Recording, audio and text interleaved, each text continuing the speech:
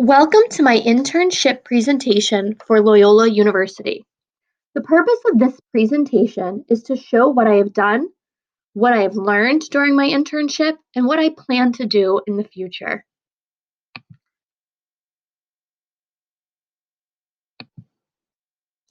Let me introduce myself. I am Rachel McDermott. I am a fourth grade teacher at Middleborough Elementary.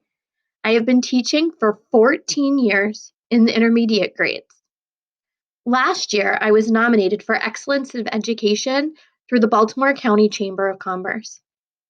This fall, I will graduate from Loyola University with my master's in instructional technology and classroom leadership. When I was presented with the opportunity to complete my internship, I was unsure of what to do. So I had to start somewhere. I took time to reflect on Middleborough Elementary and what is needed.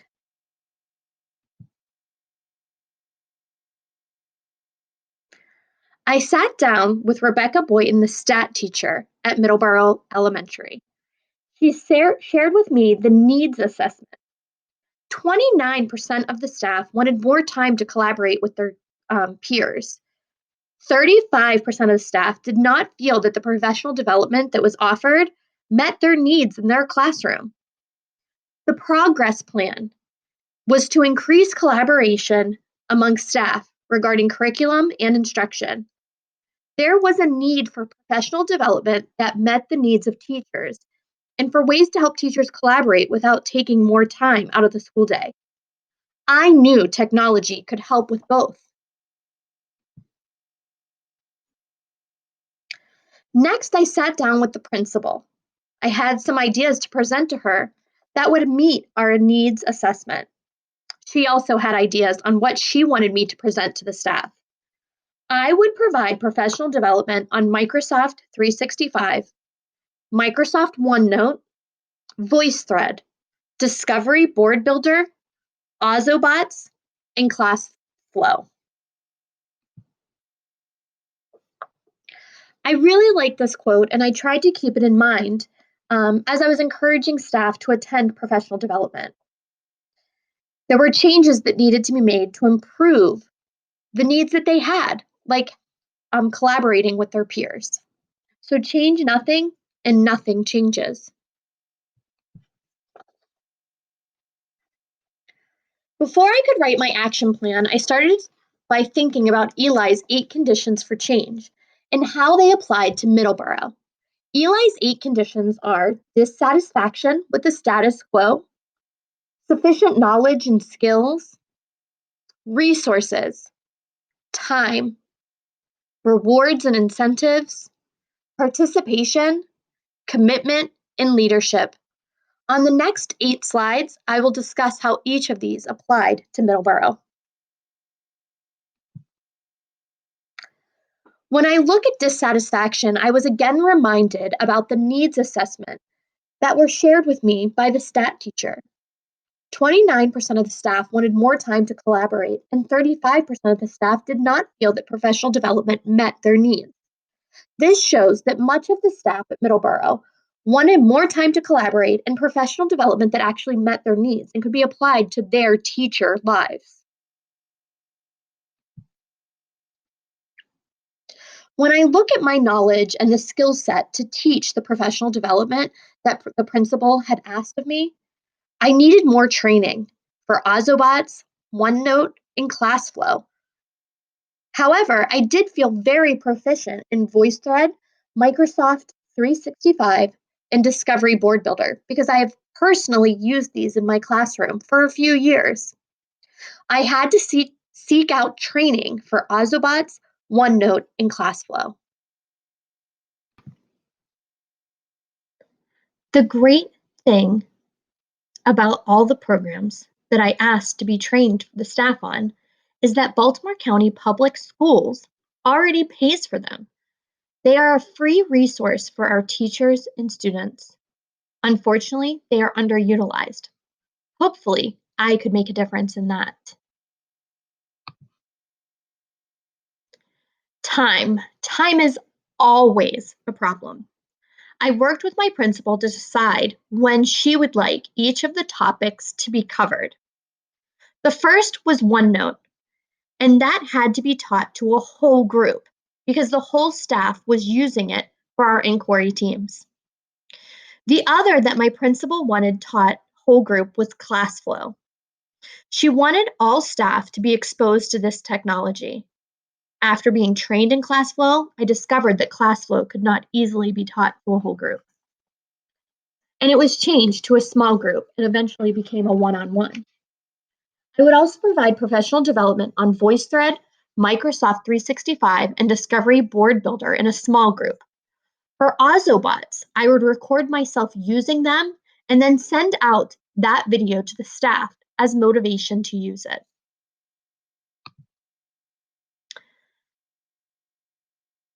Most of the rewards for all teachers to professionally develop themselves is the intrinsic motivation, the feeling of a lesson going well or learning a new skill that will help you motivate a child. How can we ask children to learn if we aren't willing to learn new things?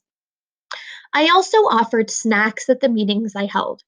For the ClassFlow morning meeting, I even offered a hot breakfast. The stakeholders for my internship were the teachers, for they were the ones who would have to participate and learn the new technology tools. The stat teacher assisted me throughout my internship, and the administration at Middleborough were also a stakeholder because the plan is part of what they wish to see in the building, and it also helps meet the school's school progress plan. I was committed. The administration had agreed to give me time on Monday meetings to present my professional development, so they were also committed. The stat teacher was excited to help me on my way and to have assistance in providing professional development to the staff.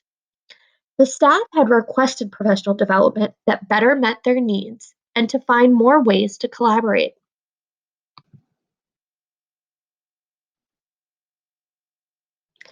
I myself was a technology leader already in the building. I had the stat teacher working beside me, and she was eager to help on my journey. The administration gave out props to teachers that worked with me on their end of year evaluations. Now that I had figured out the details of my internship, it was time to write my action plan. I wrote my action plan and got approval from my principal and my advisor. I had two learning objectives. Participants will have an increase in satisfaction about topics in professional development that link directly to their classroom. Also, principals will have increased opportunity to participate and collaboration with other members of the staff.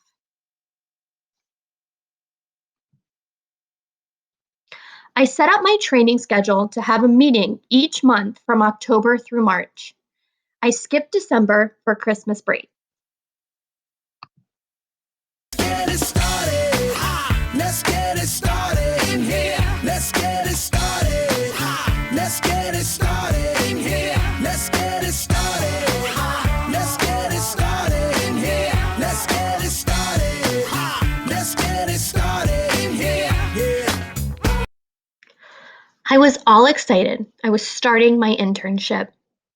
I was presenting to the whole staff about OneNote. It went awful. I had only made one notebook for the staff to share and experiment with. This caused a large wait time and difficulty seeing what everyone posted. The techie part of the staff caught on quickly, while some staff still struggled to figure it out. I decided right there that whole group doesn't work well when presenting about a new technology. I needed small groups and more personalized learning. My next presentation was to the inquiry team leaders. I presented on VoiceThread. I created a voice thread with pictures of my classroom and asked for advice on how to set it up with such a small space. My classroom's in a trailer. I taught them how to comment and slide through to different slides. Once they realized how cool VoiceThread was, I taught them to make their own. The inquiry team was excited. They were coming up with ideas on how it could be used in their own classrooms. They presented it at their inquiry team meetings.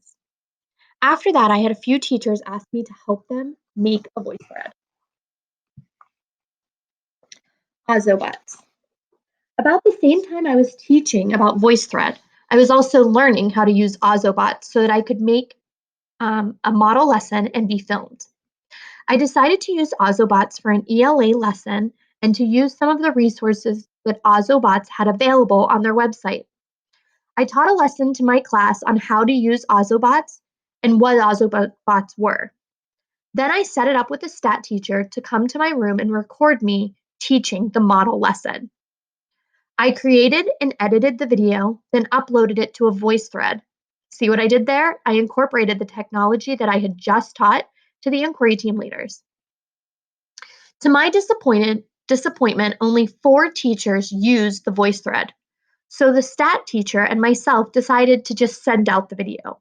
We hoped that just seeing the engagement on my students' faces would increase the want to use Ozobots.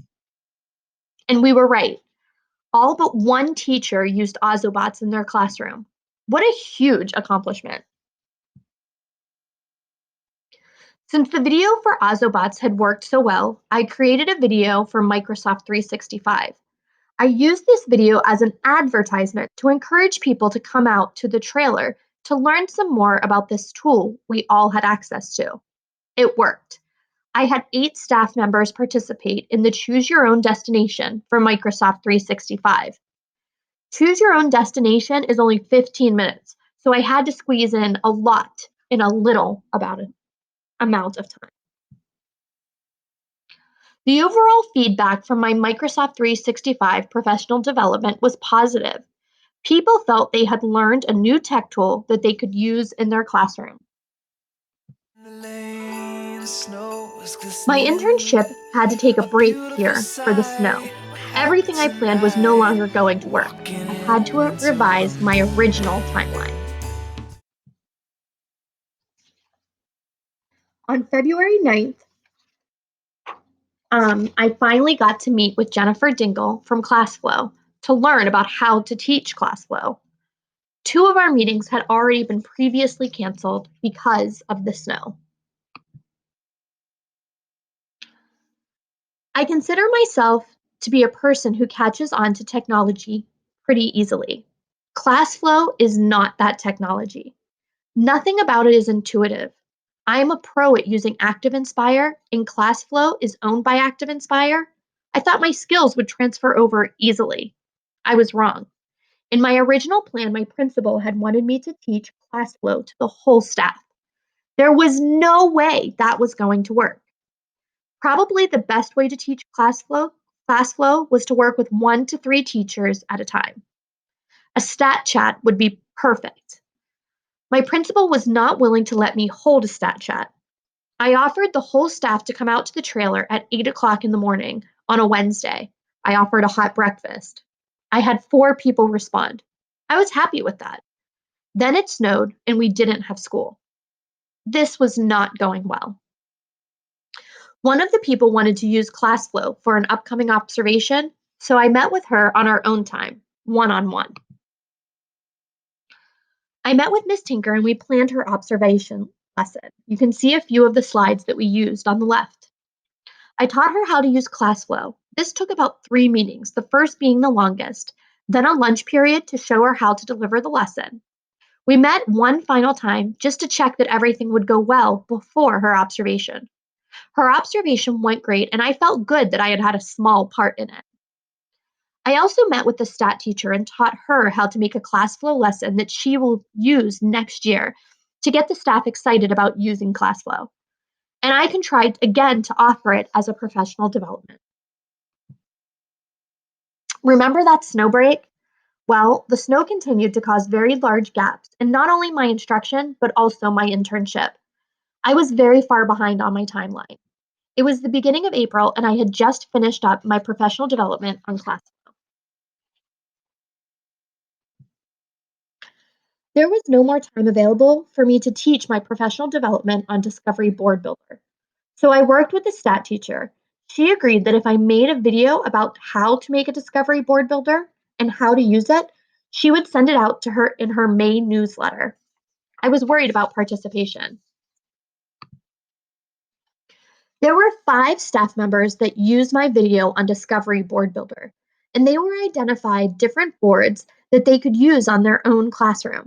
I was actually surprised by the number of staff members that were willing to use their own time to professionally develop themselves.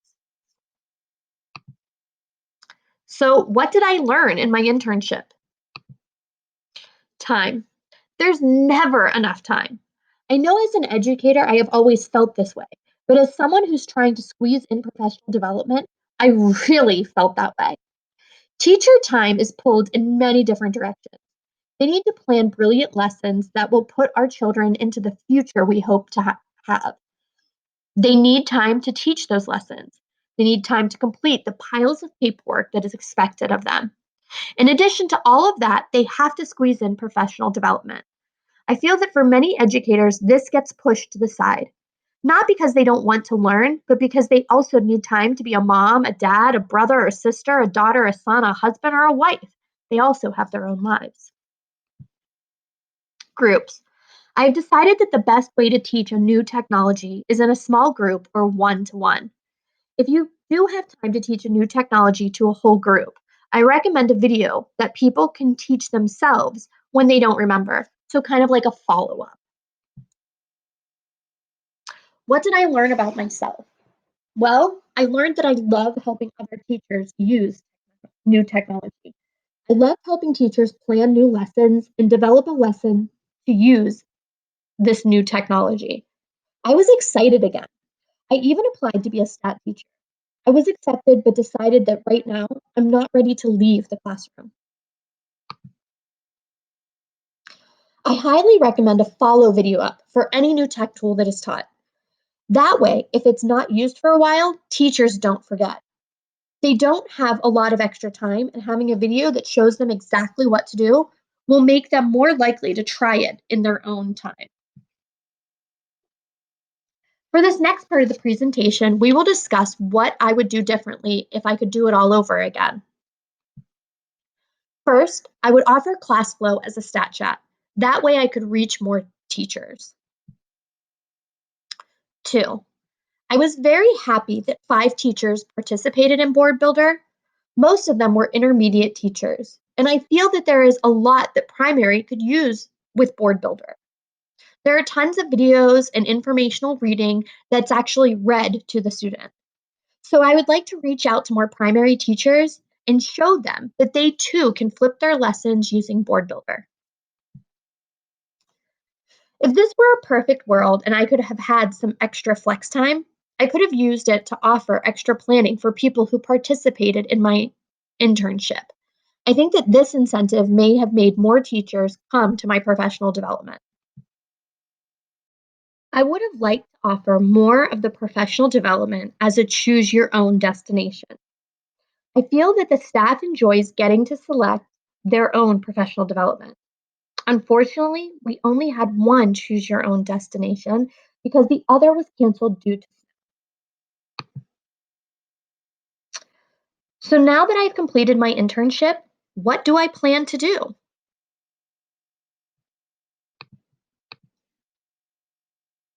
I want to continue to be available as a technology leader in my building. This means that I must continue to educate myself about new technologies. So by continuing to be a leader, I must also continue to be a learner. I can't help but wonder about the power of videos. Since I provided the video, Ozobots was the greatest engaging tool that I presented. If I make more videos, maybe more people will continue to try a new technology. Sometimes the fear of trying something new is subsided when people see that it's not as hard to use in the classroom as they think. I will make a few videos this coming school year and see how it works. Since I enjoyed helping teachers plan lessons, I am going to continue to make myself available to help other teachers plan a new lesson using technology. This is something that I really enjoyed and I would love to do again. I will continue to keep the idea of being a stat teacher in the back of my brain, or maybe even a teacher mentor. I will also keep learning. I have learned that technology changes rapidly, and if I don't keep myself up to date, then I will quickly be left in the dark. Thank you for taking the time to listen to my internship presentation. If you have any questions, concerns, or comments, please reach out to me.